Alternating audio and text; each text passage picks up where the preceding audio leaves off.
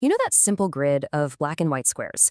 For millions of us, it's a daily ritual, right? That morning coffee and the crossword. But what if I told you that humble little puzzle has this wild secret history, one that's way more complex and fascinating than you'd ever guess? So let's dive in. I mean, seriously, what is it about filling in those little boxes? How has it kept us hooked for over 100 years?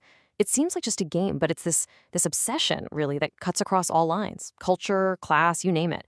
So today, we're going to try and solve the puzzle of the puzzle itself. Okay, so how deep does this rabbit hole actually go? Well, get this. We're talking famous poets, US presidents, even World War II codebreakers. And believe it or not, it all comes back to a tiny chemical reaction happening inside your brain. Yeah, stick with me because we're about to connect all these crazy dots. All right, first up, let's just look at who's playing this game. And I think you're going to be surprised. This isn't just, a quiet little hobby for a Sunday morning. No way. It's a full-on passion for some of the most influential people on the planet. I mean, the range here is just incredible.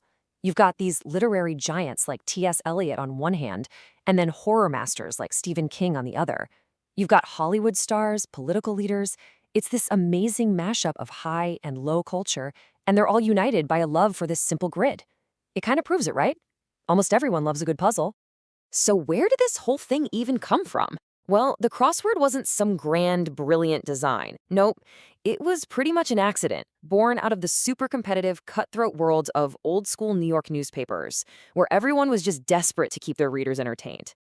So picture this. It's the late 1800s. The newspaper mogul Joseph Pulitzer turns the New York world into an absolute powerhouse with all the sensational news and crazy stunts. Fast forward to 1913. The paper needs a new gimmick, something fresh for its Sunday fun section. An editor, a guy named Arthur Wynne, comes up with this diamond-shaped grid and a super simple instruction. Fill in the small squares with words. And just like that, the word cross was born. Now, what started as just a little space filler in a newspaper didn't stay that way for long. Oh no. In the roaring 20s, Arthur Wynne's little game just exploded.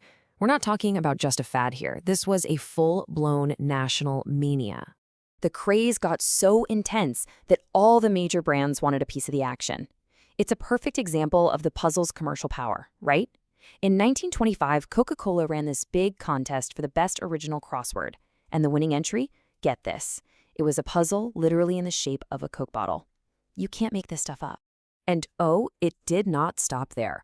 The public's obsession led to some truly wild merchandise.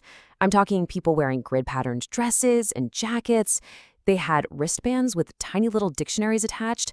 They were dancing to songs like Crossword Mama, You Puzzle Me, eating crossword cream biscuits, and even flocking to a Broadway show called Puzzles of 1925. The whole shebang. But, not everyone was a fan. The establishment? They were horrified. The New York Times famously called it a sinful waste. And this quote here from the New York Herald, they compare the whole craze to an invasive plant, something that's choking out productivity. They really saw it as this frivolous, maybe even dangerous distraction. But that frivolous distraction, it was about to get deadly serious.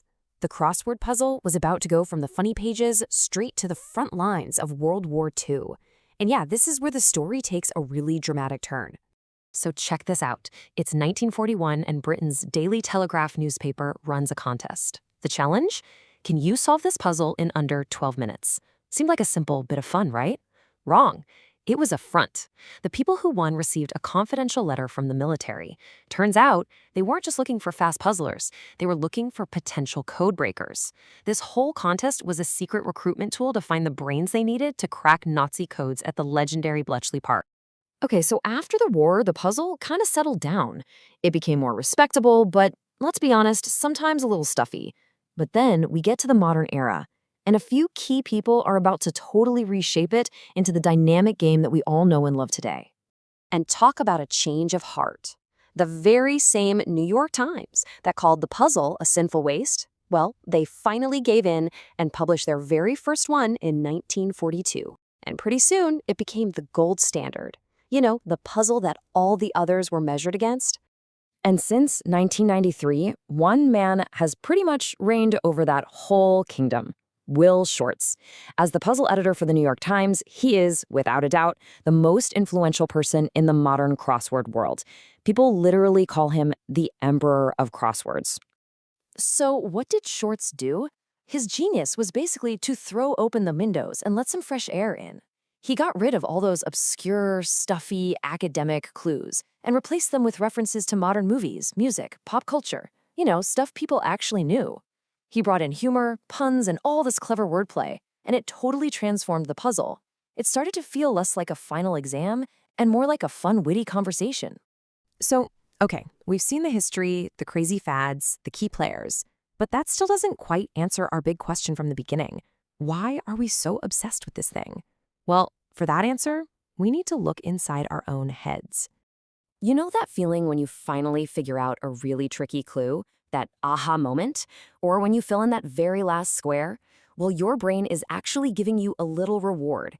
It releases a chemical called dopamine, and that's the same neurotransmitter that's all about pleasure and motivation. So every correct answer is like a tiny little hit of accomplishment that just makes you want to keep going. But wait, there's more. Think about our world today. It's endlessly distracting, right? Well, puzzles offer a genuine escape. They help us get into what's called a flow state, that amazing feeling of being completely immersed in what you're doing. Time just kind of disappears, and your focus becomes absolute. It's almost like a form of meditation, a way to quiet all the noise. So that rush of accomplishment, that feeling of pure focus, that right there is the final piece of the puzzle. A crossword gives us this small, chaotic world of empty squares, and it challenges us to bring order to that chaos. And when we do it, when we succeed, our brain thanks us for it. It's this perfect, satisfying little feedback loop. So in the end, the story of the crosswords shows us it's so much more than just a game. It's a cultural phenomenon, it's been a secret weapon in wartime, and it's a powerful workout for our minds. It challenges us, it focuses us, and it rewards us. So really the only question left is, what puzzle are you going to solve next?